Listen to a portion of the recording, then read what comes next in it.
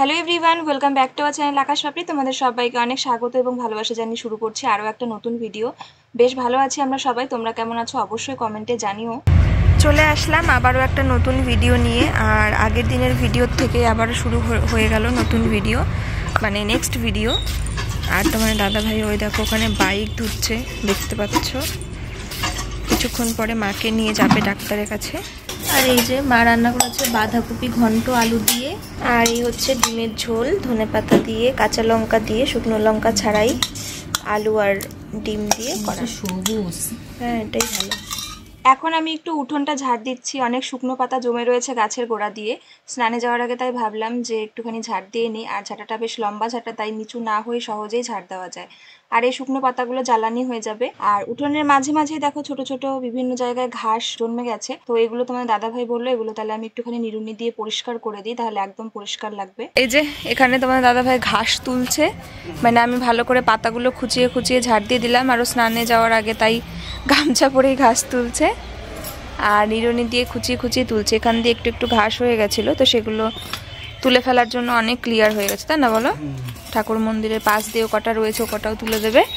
আর আমি এখান দিয়ে সব পাতা ফাতাগুলো ঝাড় দিয়েছি। এখন তো হাওয়ায় হাওয়ায় উড়ে আসে আমাদের এই যে গাছের পাতাগুলো পড়ে, আবার লোকের বাড়ির থেকে উড়ে চলে আসে, জমে থাকে সব এই ইয়েগুলো দিয়ে।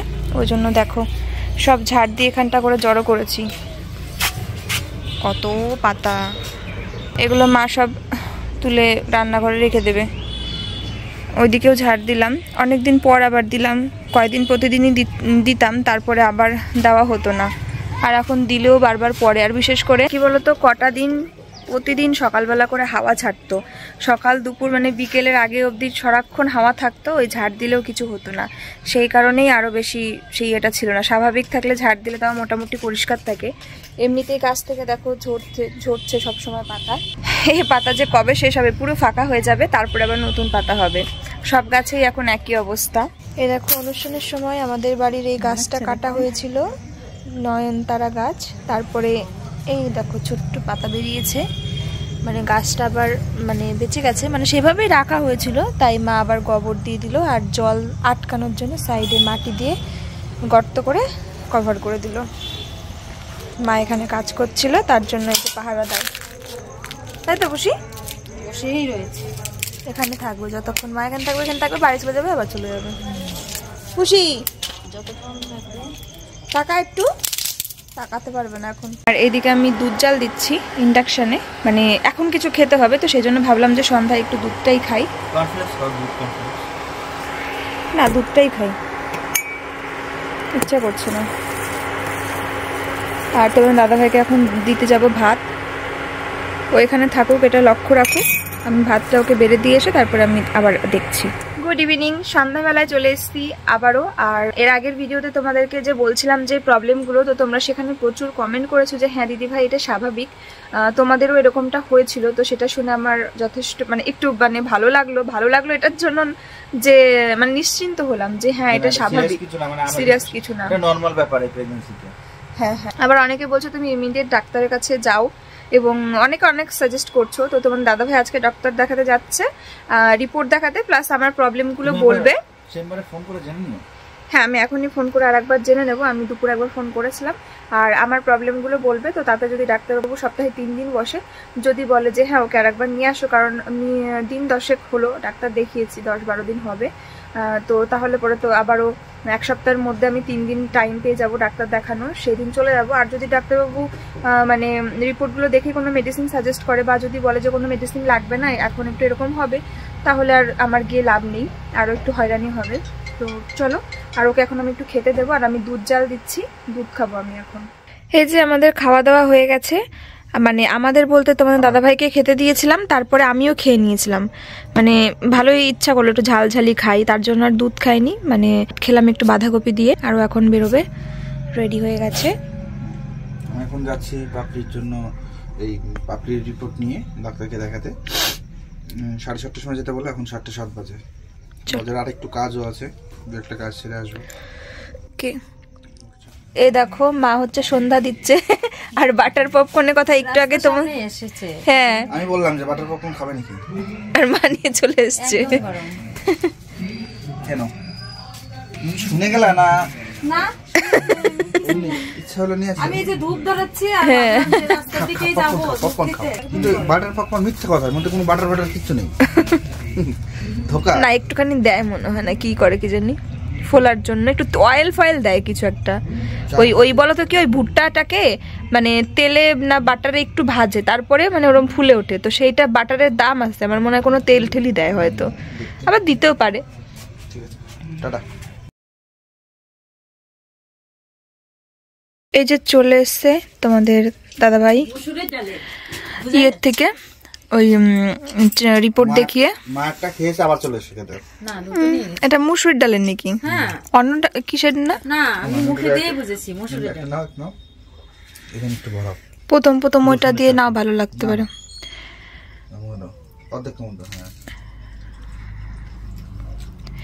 প্রথম না ভালো লাগতে পারে চাটনি ছাড়া। না ভালো লাগতে পারে। ভালো লাগছে না, আমার শুধুটাই ভালো লাগছে। এই রিপোর্ট কি বলো ডাক্তারবাবু, সেটা বলো। রিপোর্ট একদম বিন্দাস আছে। বিন্দাস আছে, আর ব্যথার জন্য ওষুধ দিয়েছে, আর ডাক্তারবাবু বলেছে ওটা হবে এখন। দেখো আমার জন্য কফি বানিয়ে দিল, গরমা গরম কফি। একটু স্ট্রং করেছে তো, চলো খেয়ে নি। গরমা গরম কফি।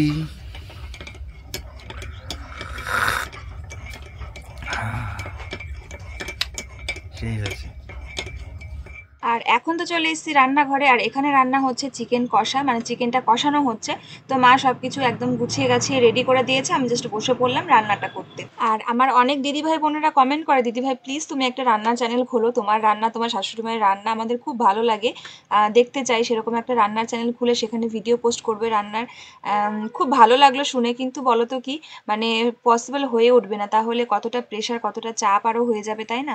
যেহেতু আমাদের আরও একটা চ্যানেল আকাশপ্রিয় ক্রিয়েটর অলরেডি ক্রিয়েট করা রয়েছে। আর এই যে দেখো আমি এখন বসে বসে রান্না করছি, মানে এখন ঝোলটা ফুটছে, কষানো হয়ে গেছে, খুব সুন্দর করে অনেকটা সময় ধরে কষিয়েছি, যেহেতু কষানো মাংস আর গ্রেভি একটু তুলে রাখতে হবে। কি গো নাক ডাকছো কেন? তো জানি না আজকে অনেকবার জন্মেছে তো। কেন ঘুমাচ্ছ? তখন তো আমি ঘুমাচ্ছিলাম আর বলছিলা যে ঘুমানো যাবে না, চলো 11টা বাজে। রান্না কমপ্লিট করে চলে আসলাম, আর আমি রান্না করতে করতে সাউন্ড শুনছিলাম নাক ডাকা। চলো চলো খেতে চলো, নাহলে কিন্তু আর গরম খেতে হবে না। কারাটাকে জানো? হ্যাঁ বলতো কারাটা সিংহ, বাঘ, এরা ঘুমালে নাক ডাকা আওয়াজ করে। আমাদের পুষি ডাকলেও নাক ডাকে, গর গর গর এরকম করে। আর ও কি পেয়েছে আজকে, আমাদের ঘর ছাড়ছে না।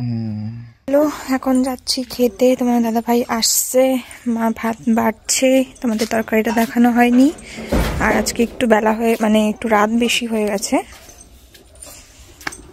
এই হচ্ছে একটু কষা গ্রেভি, আর এই হচ্ছে মাংস, মুরগির মাংস, আর হচ্ছে স্যালাড।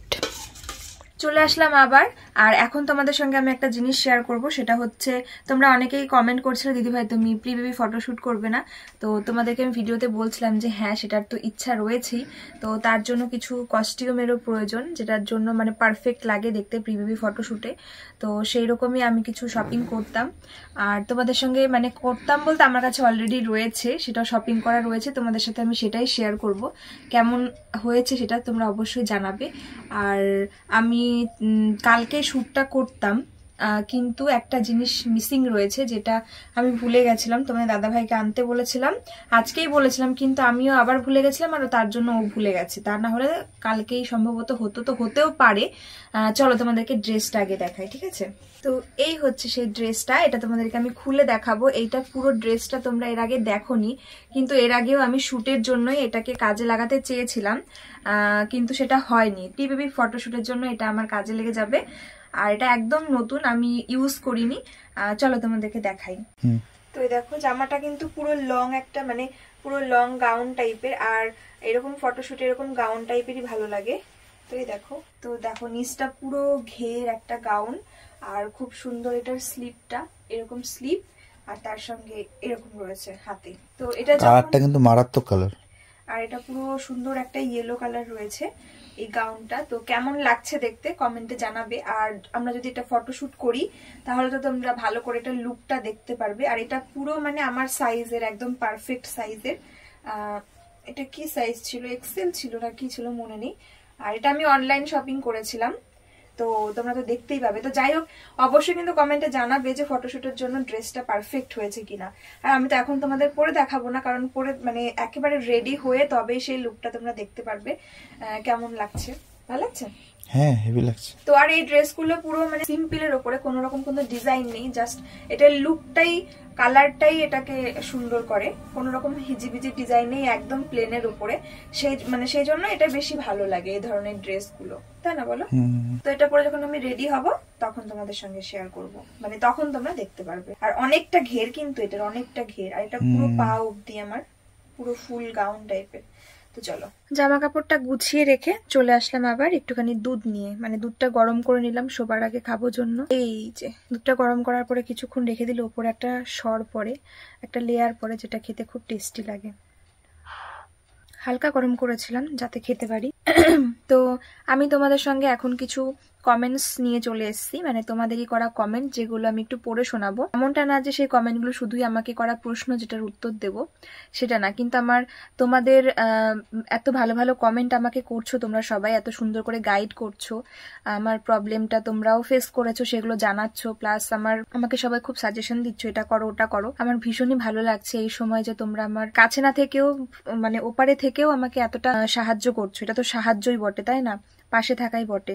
তো সেই জন্য আমার মানে ইচ্ছা হয়েছে যে আমি বেশ কিছু কমেন্ট একটু তুলে ধরতে চাইছি এই ভিডিওর মাধ্যমে। তো চলো পড়া যাক। তো প্রথমে আমি পড়ছি আরতি দে। এই দিদিভাই কিন্তু একজন নার্স, তো ওনার কমেন্টটা তোমাদেরকে একটু পড়ে শোনাচ্ছি।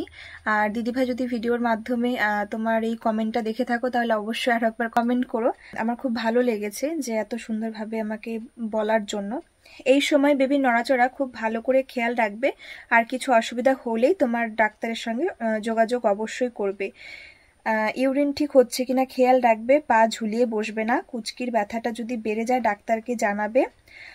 ইডিডির সপ্তাহ 2 আগেই একটা ফলস পেন হতে পারে, ডাক্তারকে জানালেই উনি যা হোক সাজেস্ট করবেন, এতে তোমার ভালো হবে। আমি একজন নার্স, ওটিতে আছি, তাই তোমাকে একটু বলে দিলাম। প্রথম বেবি তো অনেকেই বোঝার ভুল করে ফেলে। আমি জিনিসটা জেনে গেলাম, এবং যেই প্রবলেমটা হচ্ছে আমার সেটা নিয়ে আজকে তো ডাক্তারবাবুর সঙ্গে কথা বলে এসেছে, মেডিসিন নিয়ে এসেছে। খুব ভালো লাগলো যে একটা নার্স দিদিভাইও আমাকে কত সুন্দর সাজেশন দিচ্ছে। চলো আরো কিছু কমেন্টস পড়ি।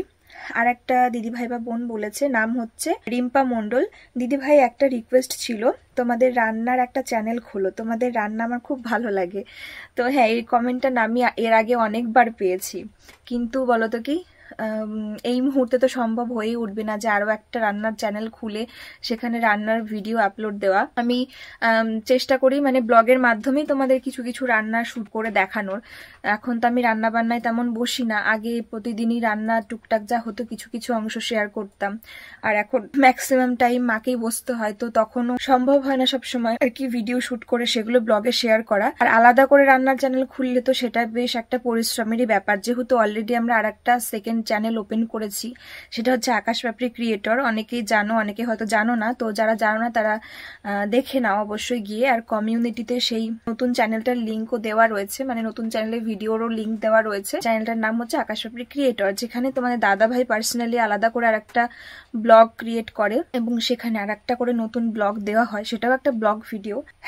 তো চলো, এবং এখন তো এভাবে চলছে, ভবিষ্যতে আরো চেষ্টা করব যে আরো কিছু ভালো কিছু করা যায় কিনা। চলো নেক্সট কমেন্ট, টুকাই মনাই ব্লগ। দিদি একটা কথার উত্তর দাও তো, পেটে বাচ্চা থাকলে কেক কাটা যাবে কিনা নিজেদের অ্যানিভার্সারিতে? এটা তো আমার জানা নেই, তবে আমরা তো এখন যে কোনো ভালো মানে আনন্দের অনুষ্ঠানে কেক সেলিব্রেট করি, সেটা হচ্ছে একটা আনন্দের বিষয়। কেক কাটার সঙ্গে কোনো খারাপ কোনো কিছু জড়িত আছে বলে আমার মনে হয় না, তবে তোমার যেটা সুবিধা মনে হবে, তোমার ফ্যামিলি যেটা মানে বলবে বা যেরকম ভাবে তোমার চলতে হবে সেভাবেই তুমি দেখে নিতে পারো।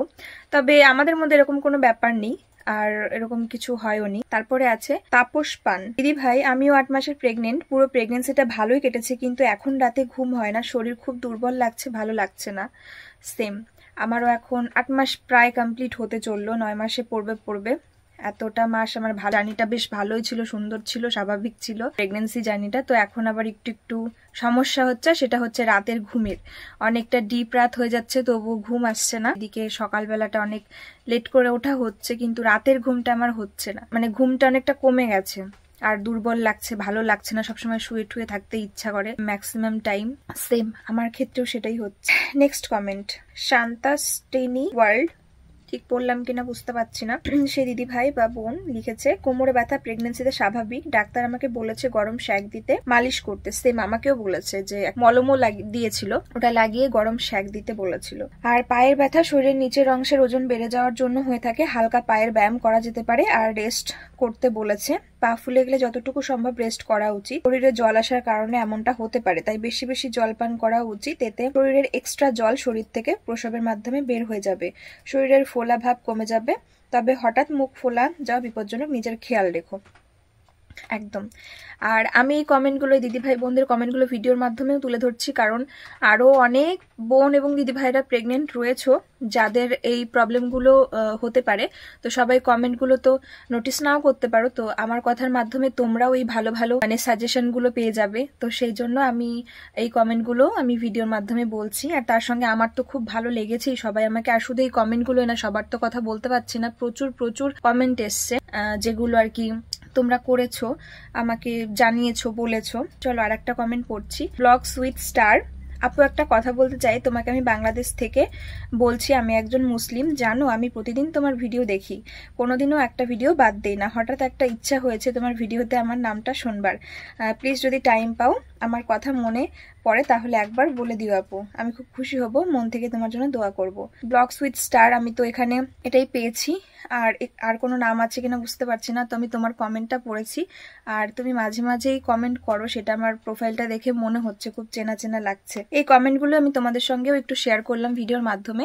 আর সবশেষে আরও একটা কথা, সেটা হয়তো ভালো করে বলা হয়নি, যে ডাক্তারবাবু কি বললেন। আমি তো আজকে যাইনি, আর তোমরা দেখেছো আগের দিন ভিডিওতে, ব্যথায় 2-3 দিন ধরে বেশ কষ্ট হচ্ছে। আর রাতে মানে যখন চিত হয়ে শুচ্ছে না, এপাশ ওপাশ ঘুরতে গেলে আমি অনেক স্লোলি মানে ঘুরতে হয় কোমরে ব্যথার জন্য।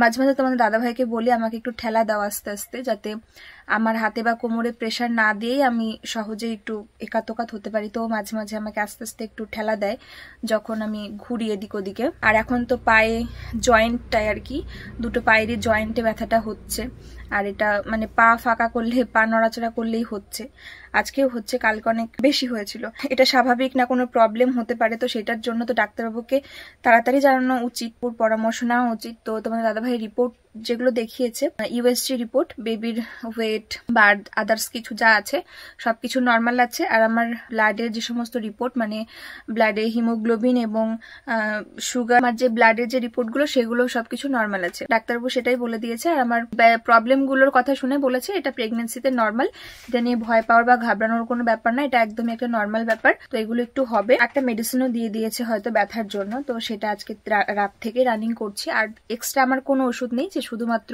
মানে আয়রন, ফলিক আর ক্যালসিয়াম, জাস্ট এই নর্মাল ওষুধ কটাই আছে, তাছাড়া আমার এক্সট্রা কোনো ওষুধই চলছে না, যেহেতু কোনো প্রবলেম নেই। আর ডাক্তারবাবু যেহেতু বলেছে এটা ন্যাচারাল, স্বাভাবিক, তো তারপরে তো আর কোনো কথাই নেই, এটা শুনেই জাস্ট শান্তি।